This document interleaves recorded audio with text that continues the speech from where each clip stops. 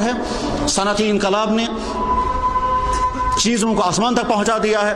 پچھلی انسانی تاریخ میں صنعت ایسی ترقی یافتہ نہیں تھی۔ 17ویں صدی سے جب سائنسی اور صنعتی انقلاب آیا، اس کے نتیجے میں صنعت نے بے شمار نئے مسائل پیدا کر دیے۔ ان مسائل میں سے ایک مسئلہ یہ ہے کہ دنیا میں جیلاٹین بنایا جاتا ہے۔ یہ جیلاٹین جو ہے وہ کولاجن سے بنتا ہے۔ کولاجن جو ہے وہ یا تو پھلوں سے نکالا جاتا ہے یا سبزیوں سے نکالا جاتا ہے، اور زیادہ تر کولاجن جو ہے وہ جانور کی ہڈیوں سے نکالا ہوا گودا ہے۔ یہ جانور کی ہڈیوں سے نکالا ہوا گودا کولاجن بنتا ہے۔ کولاجن کے بعد پھر ایک لمبے پروسیس سے گزارنے کے بعد پھر یہ جیلاٹین بنتا ہے، اور یہ جیلاٹین جو ہے یہ تقریباً 500 دوائیوں میں استعمال ہوتا ہے، اور تقریباً 250-300 لوشنوں کے اندر یہ بھی استعمال ہوتا ہے۔ کیپسول کا کور بھی وہی ہے، اور بہت سارے ٹیبلٹس کے اوپر بھی یہی کور ہوتا ہے۔ اب اس کو حلال مانا جائے تو کیسے، جبکہ وہ مردار جانور کی ہڈیوں سے لیا ہوا گودا ہے؟ اگر اس کو حرام مانا جائے تو ان تمام مشکلات کا حل کیا ہوگا؟ ظاہر ہے 500 دوائیوں میں استعمال ہونے والی چیز ہے، اس کو کیسے ہم حرام کہہ سکیں گے؟ اگر حرام کہیں گے تو دنیا والے فوراً کہیں گے دیکھو تمہارا اسلام ہمارے دور کا ساتھ نہیں دے رہا ہے، تمہاری دوائیوں کو بھی حرام کر رہا ہے۔ اور اگر حلال کہیں گے تو حلال کہنے کی کوئی شکل نہیں نکل رہی ہے، اس لیے کہ وہ جانوروں کی ہڈیوں سے نکالا ہوا گودا ہے، تو کیا کیا جائے؟ چنانچہ اس موضوع پر ایک عالمی سیمینار ہوا مکہ مکرمہ میں، کوئی فیصلہ نہیں کر سکے وہاں علماء۔ پھر ایک دوسرے ملک میں سیمینار ہوا، وہاں بھی کوئی فیصلہ نہیں ہو سکا۔ پھر اس کے بعد ایک زمانے میں بمبئی میں اس پر میٹنگ ہوئی، کوئی فیصلہ نہیں ہو سکا۔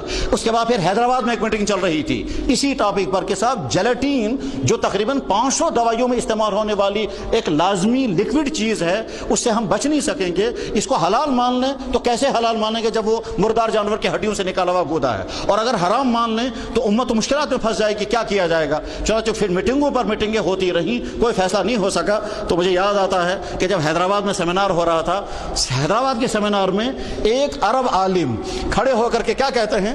کہتا ہے وہ یوں کہتا ہے واللہ لست بحنفی، لوگوں بھائی میں حنفی نہیں ہوں، ولیکن حل هذه المشکلہ فی فقہ الحنفی، اس مشکل کا حل فقہ حنفی میں نکل آئے گا۔ جو وہ کہہ رہا تھا سننے والے سمجھ رہے تھے، کیونکہ وہ سارے علماء تھے، وہ تو سارے بڑے بڑے محققین تھے، بڑے بڑے فقہاء تھے، وہ سب سمجھ رہے تھے یہ کیا کہہ رہا ہے۔ کیا تھا وہ؟ امام حنیفہ رحمہ اللہ تعالیٰ کے فقہ حنفی میں ایک اصول ہے، وہ اصول یہ ہے کہ کسی چیز کی حقیقت اگر بدل جائے تو اس کا شرعی حکم بھی بدل جاتا ہے۔ تبدیلی ماہیت کے نتیجے میں تبدیلی احکام ہو جاتے ہیں، انقلاب ماہیت کے نتیجے میں حکم بھی بدل جاتا ہے۔ گوبر کو جلا دیا گیا، جلانے کے بعد اب یہ راکھ بن گئی، کیا یہ راکھ بھی ناپاک ہے جیسے گوبر ناپاک تھا؟ جواب ہے اگر نہیں، اب یہ ناپاک نہیں ہے، وہ تو گوبر کی حقیقت بدل چکی ہے، اس کا کیمیکل چینج بھی ہو گیا، اس کا فزیکل چینج بھی ہو گیا، اس کی تاثیر بھی ساری بدل گئی، آگ نے اس کی تمام حقیقت بدل دی ہے۔ اب یہ راکھ جو ہے یہ راکھ پاک ہے، گوبر پہلے ناپاک تھا۔ انسانی فضلہ جمع کیا گیا، اس کو جلایا گیا، جلانے کے بعد یہ جو راکھ ہے، یہ راکھ اگر بدن میں لگ جائے گی یہ ناپاک نہیں ہے۔ یہ اس کی سادہ سی مثال ہے۔ انقلاب حقیقت سے احکام بدل جاتے ہیں۔ یہ اصول کہاں سے لیا تھا؟ امام حنیفہ نے یہ اصول لیا ہے حدیث سے، اور وہ حدیث ہے حدیث بریرہ۔ حضرت بریرہ رضی اللہ تعالیٰ عنہ حضور نبی علیہ السلام کے گھر میں ایک باندی تھی، آزاد شدہ باندی تھی۔ ایک مرتبہ حضور گھر میں تشریف لائے تو جب کھانے کے لیے بیٹھے تو حضور کی خدمت میں کوئی سیدھا سادہ کھانا پیش کیا گیا، تو آپ نے فرمایا کہ جس وقت میں اندر آیا تھا اس وقت گوشت کی خوشبو آ رہی تھی، سو ماز کا دھو، وہ گوشت کہاں رکھا گیا؟ تو حضرت عائشہ رضی اللہ عنہ نے عرض کیا کہ حضرت وہ تو بریرہ کو کسی نے صدقہ دیا تھا، تو اس لیے صدقے کا گوشت آپ نہیں کھاتے ہیں؟ تو حضور نے فرمایا صدقہ بریرہ کو دیا گیا، بریرہ جب ہم کو کھلائے گی تو اس کی طرف سے ہم کو تحفہ ہوگا، نہ کہ صدقۃ ولنا ہدیۃ، تیرے لیے یہ صدقہ ہوگا، ہمارے لیے ہدیہ ہوگا۔ امام صاحب نے فرما دیکھا وہاں سے یہاں تک چیز آئی، اس کی حقیقت بدل گئی، یہاں سے یہاں تک یہ زکوٰۃ تھی، یہاں سے آگے یہ ہدیہ بن گیا۔ اسی سے اصول نکال کر کہا تبدیلی حقیقت سے تبدیلی ماہیت سے تبدیلی حکم ہو جاتا ہے۔ چنانچہ اس اصول کو منطبق کیا گیا۔ اب جب دیکھا گیا چند سائنس کے ماہرین کو لایا گیا تھا، اس میں ایک سعودیہ کے عالم بھی تھے، اسی طرح سے ایک دلی کے ایک بہت بڑے سائنٹسٹ ہیں ڈاکٹر اسلم پرویز، وہ بھی تھے۔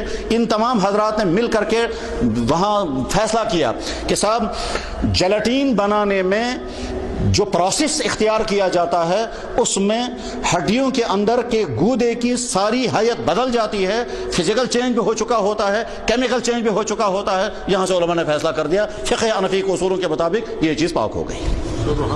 چنانچہ کپسول کا کور اسی کا وہ کپسول کا کور جو وہ وہی ہوتا ہے، اور یہ جو لوشن لگائے جاتے ہیں اور یہ جو عورتیں گھونٹوں پر لگاتے ہیں وہ لالی، اور اسی طرح سے ناخنوں پر جو لگایا جاتا ہے وہ سارا وہی ہوتا ہے۔ اس طرح سے فقہ حنفی کے نتیجے میں وہ مسئلہ حل ہوا جس کے ساری دنیا کے چاروں فقہا کے ماننے والے گھٹنے ٹیک کر بیٹھے تھے، حل نہیں نکل رہا تھا کچھ۔ امام ابو حنیفہ رحمہ اللہ تعالیٰ کا کارنامہ یہی ہے کہ آپ نے دنیا کے انسانوں کے سامنے وہ فقہی ضابطہ پیش کر دیا جس کے نتیجے میں دین آسان سے آسان تر ہو گیا۔